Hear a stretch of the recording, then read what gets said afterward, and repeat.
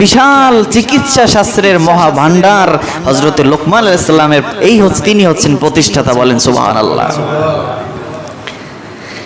দুইটা আমলের কারণে আল্লাহ রাব্বুল আলামিন এত বড় নিয়ামত তাকে দান করেছেন। তার জবান দিয়ে কোনোদিন মিথ্যা কথা তিনি বলে নাই, আর তার জবান দিয়ে কোনোদিন হারাম খাদ্য তিনি ভক্ষণ করে নাই।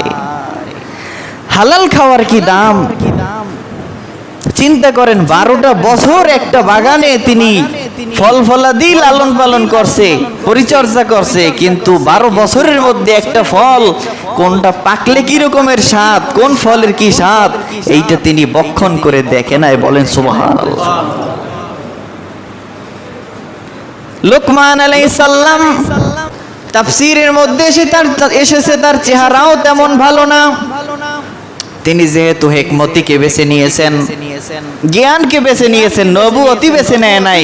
এর কারণ হচ্ছে এই, নবীদের জন্য, সমস্ত নবীদের জন্য 4টা বৈশিষ্ট্য আল্লাহ তাআলা খাস করে দিয়েছেন।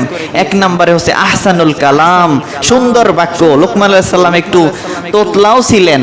2 নম্বরে হচ্ছে আহসানুস সূরা, সুন্দর চেহারা। লোকমান আলাইহিস সালাম ছিলেন খাটো, কালা, ঠোঁট ছিল মোটা মোটা।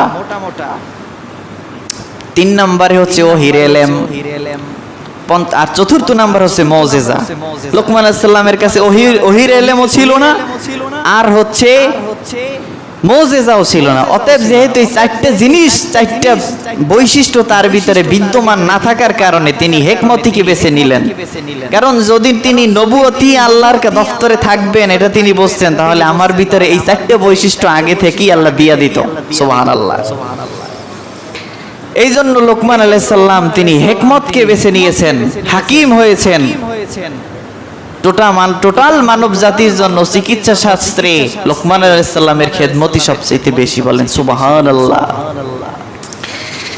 সেই লোকমান আলাইহিস সালাম যদিও দেখতেছিলেন কালো, ওহির জ্ঞান নাই, কিন্তু প্রায় 4000-এর মতন নবীদের সোহবত তিনি পেয়েছেন। সুবহানাল্লাহ। 1 নাম্বার তার আমল হচ্ছে তিনি জীবনে কোনোদিন জবান দিয়ে মিথ্যা কথা বলে নাই। 2 নম্বরে আমল হচ্ছে কোনোদিন হারাম খাদ্য খায় নাই। আমলের মধ্যে এই 2টা জিনিস, কিন্তু তার অন্তরটা অনেক ভালো, পরিশুদ্ধ থাকার কারণে আল্লাহ রাব্বুল আলামিন লোকমান আলাইহিস সালামকে হিকমতি দিয়ে দিলেন, এবং তার কথাকে, তার বক্তব্যকে, তার ছেলেকে কি নসিহত করছে, তার জীবনীকে টোটাল তার নামে একটা সূরাই আল্লাহ কোরআনে আলোচনা করেছেন। সুবহানাল্লাহ।